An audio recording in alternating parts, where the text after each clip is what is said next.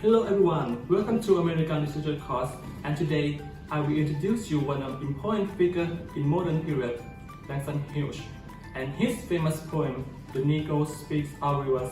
If you're ready, let's go! James Mercer Langston Hughes was born on 1st February 1902 in Joplin, Missouri.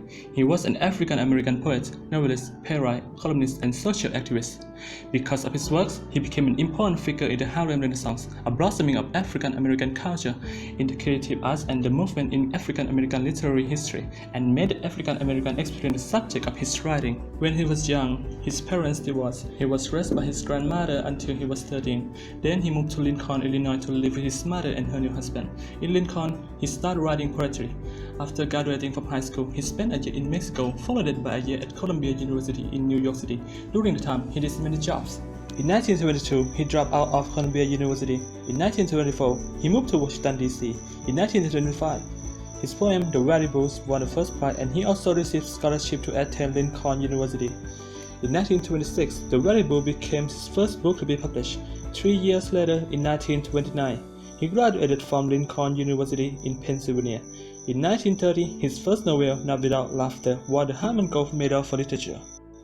During the 30s, he traveled and continued to write and publish poetry and prose. In 1934, he published his collection of short stories, The Way of White Flows.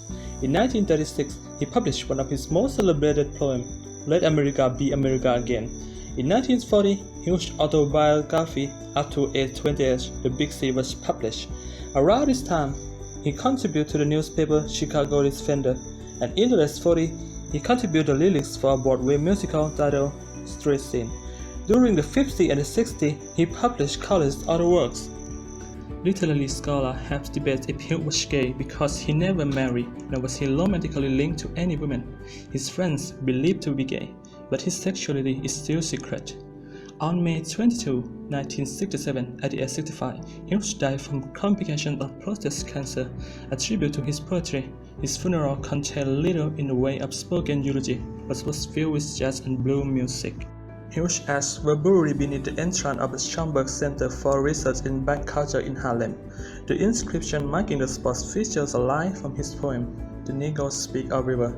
It reads, My soul had grown deep like the rivers. And today, I will introduce you his poem, The Negro Speaks Our Rivers as well. The Negro Speaks Our Rivers by Langston Hughes. I've known rivers ancient as the world and older than the flow of human blood in human veins. My soul had grown deep like the rivers. I bathed in the Euphrates when dawns were young. I built my hut near the Congo, and it allowed me to sleep. I looked upon the Nile and raised the pyramids above it. I heard the singing of the Mississippi when Abraham Lincoln went down to New Orleans, and I've seen its moody bosom turn all golden in the sunsets. I've known rivers, ancient dusky rivers. My soul had grown deep like the rivers. This is Hughes' first poem. He wrote it in 1920 at the age of 17. While traveling by train to visit his father in Mexico, he was inspired to pen this work when his train crossed over the Mississippi River. The poem is used as a representative of history. It is written from the perspective of an author who tried to establish a link between the past and the present. In the other words, himself and his ancestor. He used rivers as symbols to reflect the African experience in history. In addition, he said that his soul is as deep as river, to imply that he has seen and experienced huge changes in his civilization. Also, he speaks about his past activities near the Euphrates, the Congo, and the Nile, which provide a clue to his philosophical approach, love of nature, and the origin of his race. I've known rivers. The river is the symbol of light. The rivers are used to represent his ancestor experience in history and liken the soul of black community to the ancient, wise, and enduring great rivers of the world. I've known rivers ancient as the world means black community has existed for a long time, long as the planet Earth. All the rivers he mentioned have connection with his ancestor experience in one way or another. I bathed in the Euphrates when dawns were young. The Euphrates, the longest river in Western Asia, represents the beginning of the civilization, the ancient Mesopotamia, when his ancestors existed and where the agriculture began. I built my hut near the Congo and it allowed me to sleep. The Congo, the second largest river in Africa, is a home life for all Africans and for him himself. I look upon the Nile and rest the pyramids above it. The Nile, the longest river in the world located in Africa, represents the slavery of his ancestors in Egypt. I heard the sinking of the Mississippi when Abraham Lincoln went down to New Orleans, and I've seen its moody bosom turn all golden in the sunset. The Mississippi, the second longest river in North America, was used to transport slaves. Abraham Lincoln saw the river as slaves when he first traveled to New Orleans in 1831, leading to the American Civil War to end slavery. The sunset means the ending of slavery. This poem includes three themes: nature, heritage, and pride. For nature, as you can see in the poem poet used the rivers to symbolize the experience of his race in history, and he explained the beauty of nature through the words, "I built my hut near the Congo, and it allowed me to sleep, and I heard the sinking of the Mississippi." For heritage, the poet talked about the origin and historical existence of the African race. He said that the African race is deeply attached to the knowledge that is as old as the ancient rivers, as in the words, "I've known rivers ancient as the world." The words, "I've known river, ancient dusky rivers." Dusky mean dark, represent his dark-skinned race. And for pride, the most of the poem suggests that the speaker is proud of his skin color, his ancient culture, and his race. The words, "My soul had grown deep like the rivers," mean that because of this connection his soul had with the earth, he tries and can understand it. And now, I'm gonna tell you why you should never miss this poem. First, the poem reflects history and civilization. First of all, you can learn more of history and civilization from what I have said earlier. The poem implies history of background in each period of time.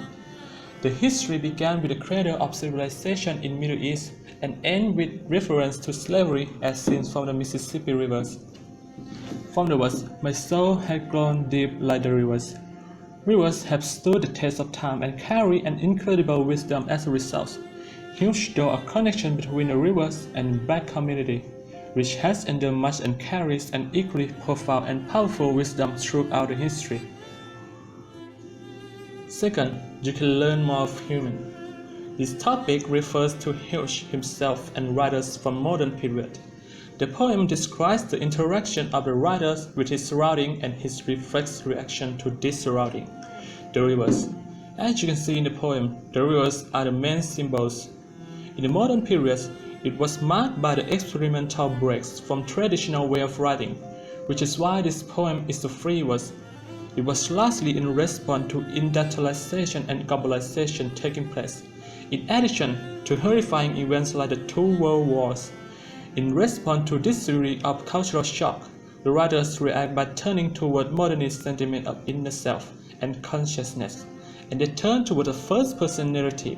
As seen in the poem, the narrator is I, because there is no universal trust, only individual belief that come from experience, huge experience with the rivers. And the last one, you can improve your skill. You can improve your reading skill from this poem, and if you are looking for a building block for learning writing poetry, this poem could be the best because it has many poetic devices and literary devices that could help you. Let's say, this poem has 4 poetic devices. You can pause the video and read the description of example. 1. Stanza. 2. Free verse. 3. Repetition. And 4. Refrain. And this poem has 7 literary devices. 1. Assonance. 2. Imagery. 3. Semi. 4. Enjambment. 5. Symbolism. 6. Anaphora. And 7. Personification.